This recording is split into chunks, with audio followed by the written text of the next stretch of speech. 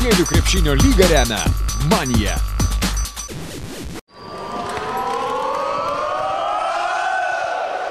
Lietuvos moksleivių krepšinio lygoje tęsiasi finalinių ketvirtų maratonas.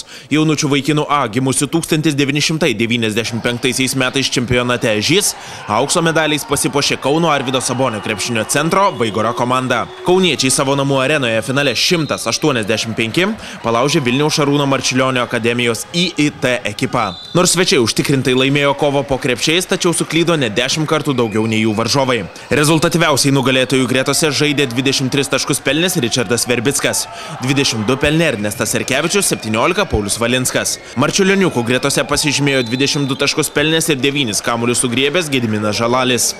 19 taškų įmetė Karolis Ražukas, 14 Lukas Motiejūnas. Puikiai, be galo, džiaugiamės labai, stengiamės iš visų jėgų iš tikrųjų. Paskutinės varžybos, tai visi iš visų jėgų iki galo. Labai džiaugiamės.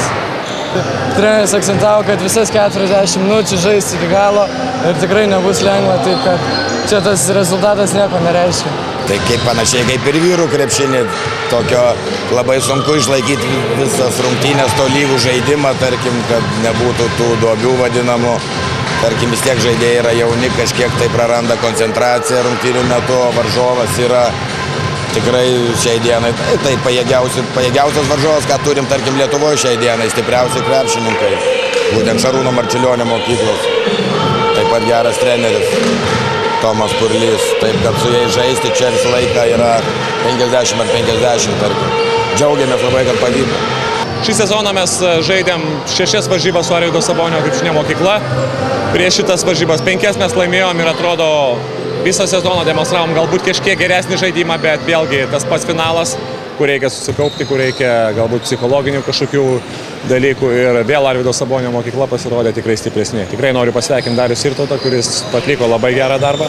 Komanda praeitais metais neteko lyderio, Edvinas Šeškus išėjo į Vilniaus krepšinio mokyklą ir daugelio buvo netgi nurašyta komanda, bet jie susikaupė ir po biškį dirbo tą linkmę ir manau labai pelnytai nugalėjo. Kaip švenčia moksleiviai su treneriu tokias pergalės? Paprastai, kad nusiperkam tortą, gaiviųjų gėrimų ir pažymim, malonu kol kas tokios tos šventės.